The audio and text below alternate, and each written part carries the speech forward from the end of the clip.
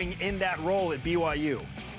What are the realistic best and worst case scenarios for Cougar football after a 4-0 start to the season? We'll break it down. And the inspiring story behind former Cougar Michael Davis's journey to finding success in life and in the NFL in another compelling and rich Deep Blue. Welcome to BYU Sports Nation, presented by the BYU Store, official outfitter of BYU fans everywhere. Happy Thursday, October 2nd. I am Spencer Linton alongside a man who always welcomes a gear drop, Jarom Jordan. My 12-year-old daughter is to the point where she's, making videos on Marco Polo saying, "Yep, here's the haul from going to the store." I was like, "Oh, we're there." AJ DiBonsa did the same in the following video with BYU men's basketball.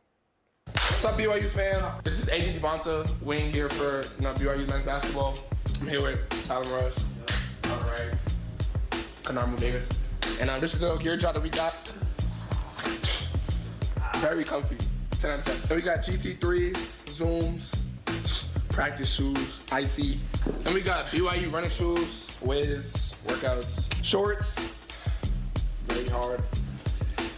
XLT, BYU crew, don't really gotta say much about those. And then we got a track shoe on the back, extremely hard. Matching sweats, make sure they're long, cuffed bottoms. This might be a fit for the plane with Crocs. I'm staying with Crocs on. KY staying wearing these. He stayed wearing the thin one with the hoodie. This is a mood type of sweatshirt right here. Nike, I think it's a fleece. Y with Cougar. Are these tech pants, fellas? Tech. BYU Tech, Y, basketball logo. Very subtle. Very subtle. This is actually what Mood's gonna be putting on. Pendant with chain. BYU basketball hoodie. Great hoodie. See me in class, might be wearing this.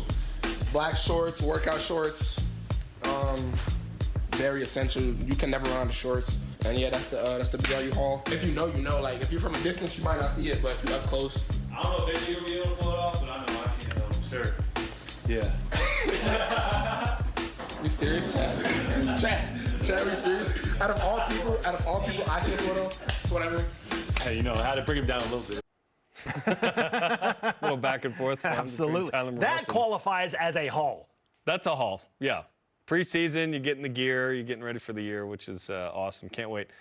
Tomorrow we're 1 month away from men's basketball regular season. But not before a couple of compelling exhibition games as well. Yeah, at Nebraska, UNC and the Delta Center. Can't wait for that, man. All right, they're geared up, they're ready to go, and we are ready to go. So rise and shout. Let's get to what's trending. BYU is a good football team. We will find out how good they are, Spence. Bear in the pocket, throws, touchdown! Bears gotten better game by game, and they've gotten wins at the same time. BYU should beat West Virginia. What's trending, presented by Intermountain Healthcare, the official medical provider for BYU Athletics. Welcome to another Game Day Eve. BYU football back home for the first time in almost a month. BYU hasn't played a home game since early September. Been that long? Yes. Wow. A bye week, 2 road games. We're going from September 6th to October 3rd. Home sweet home, indeed. Country roads bringing the Cougars home to host West Virginia. How soon during or after the game will there be 10 tweets in our timeline of Bear Bachmeier playing that song at the retirement home? Will that song play in LaVell Edwards Stadium? That's a real question. That's an aggressive move. I like it. The Mountaineers making the long trip on a short week after being pummeled on their home field by Utah. This is, as Greg Wrubell chronicled yesterday, a very tough draw for West Virginia, given their circumstances. Yeah. Then you throw in the major questions they have at quarterback. Yikes. Okay, their starting quarterback for the first 4 games of the season. Speaking of the Mountaineers, Nico Marchiol missed last week's game against Utah with an injury. He's reportedly taking a medical redshirt and will transfer at the end of the season. Yeah, that's breaking news yesterday with West Virginia. That's big news. Okay. That's a tough pill to swallow. By the way, he's in Arizona consulting with other doctors, so there's a little disconnect with the team right now. Oof. Last week's starter, Jalen Henderson, listed as out on West Virginia's latest mandated injury report as well. A third quarterback, we're not done yet. Max Brown listed as questionable. Whoa. What do the Mountaineers do at quarterback, and what does it mean for tomorrow night's game, Jarom? Certainly you don't have your top two. That's a big story for West Virginia.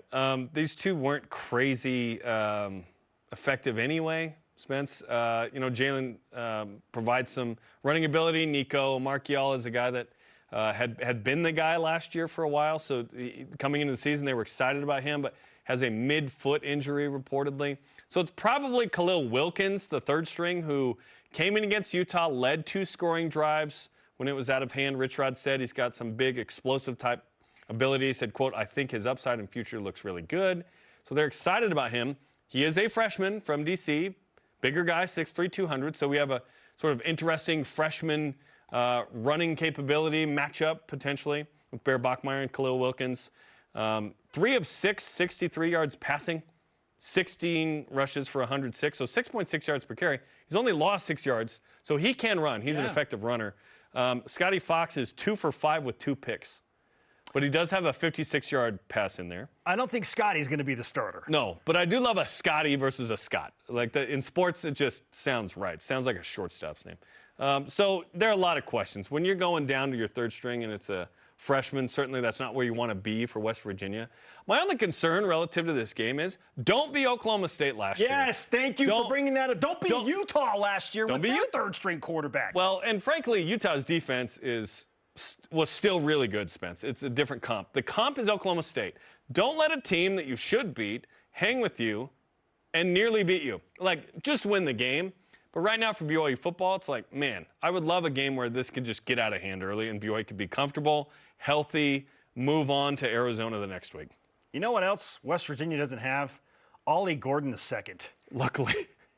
Okay, that guy rediscovered some magic against BYU. Bro. Right? He went back to Heisman Ollie. He went back to Doak Walker. Yes. Or Ollie Gordon. That guy that was in the Heisman race and won the Doak Walker. He rediscovered that in Provo. Yes. And West Virginia doesn't have that. No. So, again, a large part of me is like, oh, man, BYU's defense should be licking their chops. Let's go. It's a short week for West Virginia. I think they do regardless of who's on the other side. Oklahoma State also was playing after a bye week last year. They had 2 weeks to get ready for BYU. And we had pointed out Mike Gundy's after bye week record. He had been, incredibly good. Excuse me. Even with bad teams, he had been good. It's an emotional thing, Spence. I understand. West Virginia they're not even on par with what Oklahoma State was last year because they don't have an elite running back. Yeah, they're hurting it at quarterback, but their best rusher is out. I hear you, but they are a better team than Oklahoma State was last year.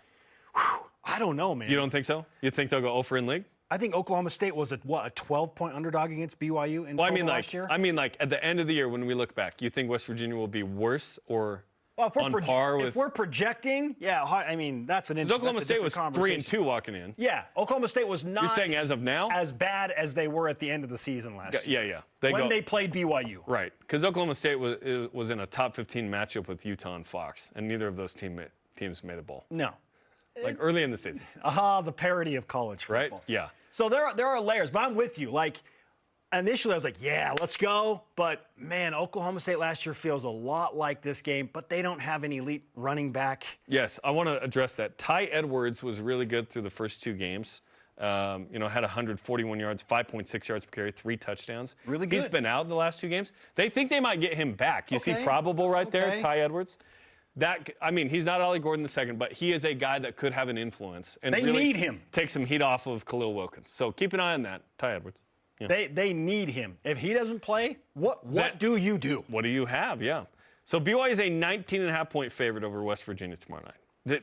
Do you think the odds makers knew the quarterback situation? Because it hasn't moved a ton after this news from last night in the last couple days. So with that in mind, should the line be bigger? That's still a massive line. Massive. I know BYU's at home, and I know that they're playing at night. Oh, the vampire Cougs are back. All of the reasons point to BYU being dominant in this game. I'm not about to say, put it up to 24 or 20. No, 19.5. Not an FCS team. Is enough. Yeah. BYU could be winning this game 35-7. Yeah. And then there's 10 garbage points in the final 5 minutes of the game. Which is what Khalil Wilkins did against Utah. Yes. He came in, he got 2 scoring drives and created something, right? BYU's offense also has not gone gangbusters this year outside of the Portland State game. Correct. So against Power 4 competition, we're talking Stanford. Yes. And even ECU, the defense kind of had to get to scoring started. Offense scored 27. BYU's offense didn't score a ton against Colorado a week ago. Yep, So we haven't 24. seen them go. So that's another reason where I'm like, no, this feels appropriate. Yeah. I'm expecting BYU to score in the high 20s, maybe up to the mid 30s, and hold West Virginia to under 14 points. And don't be surprised if this is like a 31-13 game. On par. Yeah, Right? 34-17. I wouldn't like 17 from this West Virginia team. But BYU's offense, Greg mentioned yesterday, they have to get in the 30s. In this game especially. When you're going to play Utah, Iowa State, Texas Tech, TCU, you don't think you're going to have to score in the 30s to win in some of those games? Like, yes, they could be battles where they're low scoring and whatnot, and this BYU defense is certainly capable of doing that, but you can't give up 2 scoring drives out of the gate. And the BYU offense, as Greg also pointed out keenly, needs to start faster. I would love just excellent first quarter. Greg pointed out BYU scored in 27 straight quarters, which is incredible. Keep scoring. And just, come on, put it on a West Virginia team that's absolutely wounded right now. They're going 2 time zone. They're coming across the country. They're banged up at quarterback. Their start at the beginning of the year is reportedly going to go in the portal, so there's some disconnect there in the locker room. You might be starting a freshman as well who hasn't started before. Bear's going to have his 5th start. He's ahead in that situation. Come out and just really, really take it to West Virginia. Also, we owe West Virginia a little bit because in 2016, they got us in D.C. In 23, we went there. Jake Retzlaff's first start and lost, what was it, 37-7? Yeah, not close. That was a tough night. We need to give it to West Virginia. Then we give them ice cream because we love them. We love them up. We love mountains too. All that stuff. But on the field, let's go. Here, I'm going to give all of you a fantastic reason why BYU just very well could score in the mid-30s. Give it to me. Even push into the 40s for the first time against a Power 4 opponent. West Virginia is one of the worst teams in the country in defending against explosive plays. Tied for 106th in 40-plus plays given up with 6.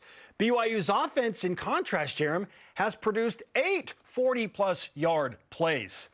Only 2 through the air, by the way. If you want to go to 30-plus yard plays given up, West Virginia has 10 of those this season. Yeah.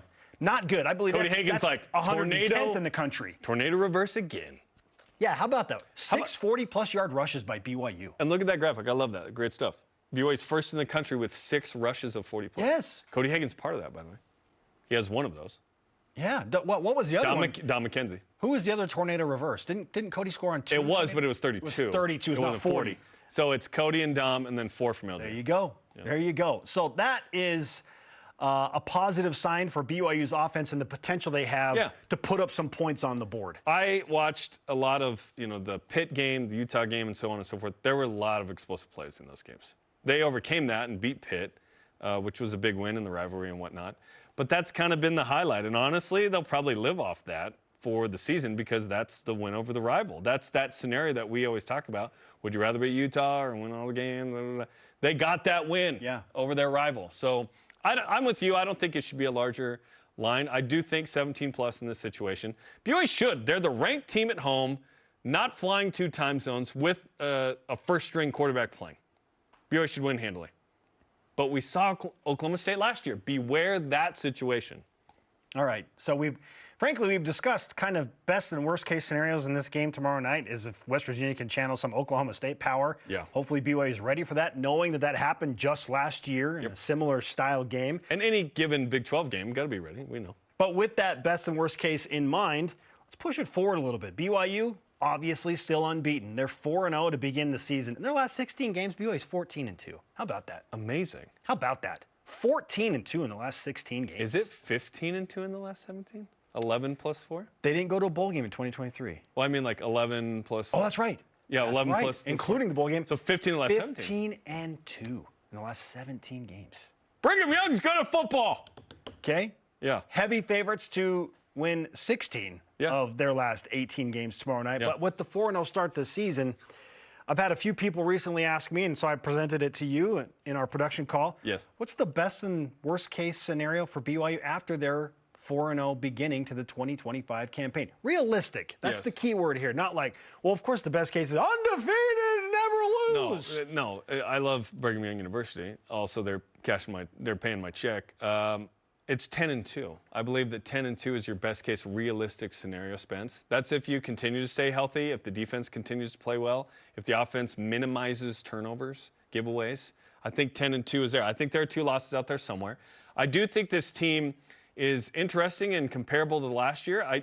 At this point, I do like last year's team a little bit more than this year's team in terms of the offensive output. Yeah. Once we see this team get into the 30s on the board regularly, then we can start to have that comparison to last year. How can BYU stretch the field in the pass game like they did last year? And BYU's not taking it away at the same clip they were last year, too, and the pass game, like you said. So you see the numbers there, 7 super high at 98. I say 10-2 is your best case scenario. Worst case, and now this is barring like catastrophic injuries all over the place. I don't even want to like go there, right? I'm not superstitious, but I am a little stitious. 7-5 is you don't win the 1-score games. You get down on the road and it's hard to come back. Or you're talking about going 3-5 in your last 8. Yeah, you don't do well in that 4-game set we talked about. You win another one that you lose another one you expected to win. To me, that's like worst case scenario. Again, if like most of the dudes are still healthy that influence this team a ton. So I before the season I called for 9-3. I'm feeling like 9-3 is a pretty good pick right now, given the start and kind of what we've seen from this team and where they're headed. Yeah, I think I centered close to that number with you. I think I started at 8-4, and then given what we saw, you gave yourself an out. You kind of did an 8 and 9. Okay, yeah. it wasn't a 6-7 scenario, Jarom. Nice. Now we're on a graphic, so the audience didn't see that. It's more of an 8-9 scenario. That's all I hear from my 6-7. My daughter's volleyball team. The score will be 6-7, and they freak out. Oh boy. Yeah, we're in an 8-9 scenario. That's a TikTok video where a kid was asked, "How tall is this NBA player?" And he goes, "I don't know, 6'7". 7 feet. Yeah, 6'7". So all the kids just go 6'7". You're now informed. You're now in the loop. Yeah. I put the over under 8.5. I'm leaning more towards the over now. After a 4-0 start, yeah, like BYU feels like a 9-win team. Like they feel like they're going to win. Yes, they're going to win at least 9 games. I think they're 8 is crazy safe right now. That BYU could go 4-4 in the last 8. We're talking realistic best and worst case scenarios. My range right now is 8 to 10. Like worst, I just do not see any way that BYU falls to a 7-5 season. I don't see it either, but there is a world where BYU just doesn't win 1-score games suddenly or something like they did last year. And BYU started 4-0 in 1-score games. That's why they got to 9-0. It would take, heaven forbid, several bad injuries. BYU would have to encounter a West Virginia type situation. It'd have to be the worst possible people too. And the most impactful players. Football happens. You know, the Sione Moe injury is a significant one, the most significant of the season so far. JoJo Phillips was not good, but Cody Hagen's done a nice job. Looking for him in the pass game a little more. He's good in space with speed on kickoff returns and tornado reverse and so on and so forth. So, yeah, I'm excited, though, at the possibility of what this team could become. Yet, I'll repeat what I've been saying a lot. BYU could be 6-0, and I still don't know how good they are. They have to face that 4-game gauntlet before we really know who they are. I can hear some of you out there, and I know this will show up in my mentions today. In the words my burner will tweet at you today. In the words of one of my favorite actors, Tom Hardy from the movie Inception, dare to dream bigger, darling. Yes. Yes, okay? Yes. I know. But what about 11-1? 11-1. Look, if there are fortuitous bounces, and because some of you are saying, well, BYU, look, they're going to beat West Virginia. They should. They're better than Arizona. They get Utah at home. Iowa State's top 2 cornerbacks are injured. Like, they have question marks. Which is a big deal, by the way. They're going to face a tough BYU defense. BYU gets a bye week before Texas Tech, so they got 2 weeks to prepare for that. TCU at home. TCU's back in Provo. UCF, Cincinnati, we're running the table. No, I know. No, BYU's not running the table. No. We all would love to see that happen. Yeah. But you have to play the law of averages here. The law of averages suggests right now BYU's probably a 9-win team. Like, they can find a way to win 10? Absolutely. Yes. 11? Whew. The offense is not explosive enough at the moment for me to feel confident that 10 in the regular season is a likely scenario. If BYU was putting up 30 and 40 on these guys and blowing out, if BYU had blown out Colorado, we'd feel a little differently. They made plays to win, which is great. I credit BYU for doing that. BYU is one of the slowest tempo teams. They're very deliberate. They're giving Bear time to check. Frankly, I don't know that BYU is going to score 40-plus very much because they're so deliberate, and they want to control the clock, and they want to shrink the game if they have a lead in the second half. There's a strategy there with a true freshman. The worst thing BYU can do right now is go crazy tempo and try and rip off a bunch of plays, score. But they want to control the game. They want to win the turnover. Like they want to run the Stanford. ball. I know we hate it, but BYU's turned into what Utah was for a while, which was run game, defense, special teams.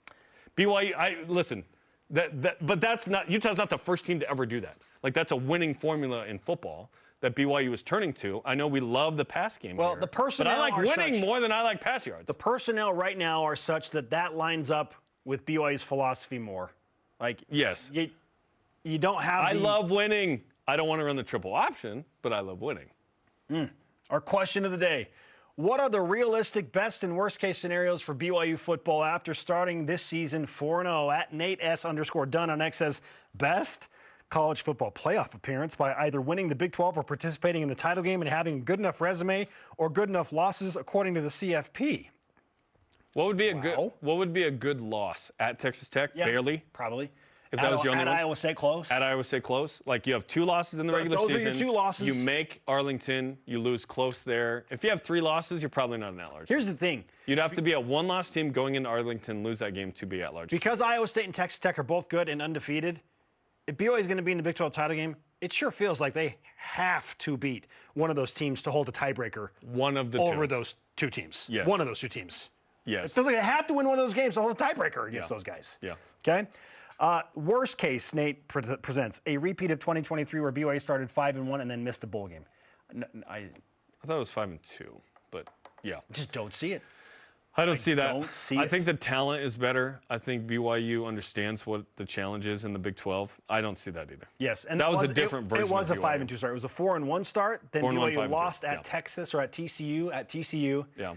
And then beat Texas Tech. We're 5-2. There was a win to get to 5. And then they lost 5 straight. Yep, I feel you, though, on that point. Yep. All right. Well, I don't agree with you, but I understand what you're saying. Timeout on football. Ross Dellinger of Yahoo Sports reports, March Madness is close to expanding. Quote, executives are inching closer to an agreement to expand the NCAA tournament to 76 teams with a 12-game opening round. Played at 2 sites, Dayton and somewhere else, we assume, starting in 26-27. Would this be a mistake? I've always been opposed to more in the NCAA basketball tournament. It's difficult to make the tournament, and that's kind of what makes it special. Like the run to March and these conference tournaments, it's so celebratory. I know that it's not that many more teams. Like, it's way better than going to it's 8 more 96, right. which has been discussed. 96 teams. Now there's gross. no other postseasons that matter. Or even getting to the 80 mark. I don't like 76. Okay, now we're dealing with probably you'll have 8 16 seeds and then maybe 4 12 seeds and 4 11 seeds. Well, those teams that are on the bubble. Yeah. Yeah, I mean, it's 24 teams in the opening rounds because 12 games. And I know that there are people out there like, well, this takes away some of the controversy of teams that deserve to be in. Like, those teams will still get in. It's like, no, you just moved the boundary, yes. And now the people that are still outside that boundary are like, hey, what about us? Yes, we were the 77th team. You just shift who's talking about it. Yeah. Yeah. So no, there will always be drama and chaos. Hopefully, BYU's never in that conversation again. I'd keep it at 68 for now. Again, I don't hate it, but if you told me like, hey, they're not doing it, I'd be like, okay, cool. I don't really care about the Tuesday and Wednesday games right now. The first 4, I'm not into it right now. If BYU were still in the alone West if there Coast were Conference, a bunch. Jarom, I would care about this more. Yes, because then we're saying, oh, BYU's probably making it almost every year. Yes. The West Coast Conference is now a 3-bid league with St. Mary's, Gonzaga, and BYU. And what are Washington State, Oregon State in basketball? Yeah. Because they have them. Yeah. In the WCC too. Like, again, if BYU are still in the no one breaks down WCC scenario, WCC sports like we still do. then this would make more sense because now it's like, okay, BYU's on the bubble, but they're more likely to get in. So Yeah. but now it's like, I don't know, whatever. This doesn't really affect BYU that much. Just as under Kevin Young, it won't. There may be a time. There may be a time in the future where BYU is that team. They're the 8th or 9th But it is best not team. this day. Watch them be the 8th or 9th best team in the Big 12, and it's like they're floating in between that 68 to 76 mark, and it will benefit them. Yeah. But So make it 96, and then we're just in every year. yeah, just 96. West Virginia versus BYU. Who's the 24 Friday. seed, Jarom? There's an Onion video that we always reference where they expand the tourney to Steam room. 4,096, and like the Home Depot's playing Dallas Roberts. BYU Sports Nation Game Day, Cougar pregame live. We're going to be live from the stadium. It's going to be fun. Then pregame, 8:30 Eastern, and then the game, 10:30 Eastern. Get a nap in, East Coasters. Postgame, BYUtv, BYU Radio. That 3 versus 22 matchup is super enticing.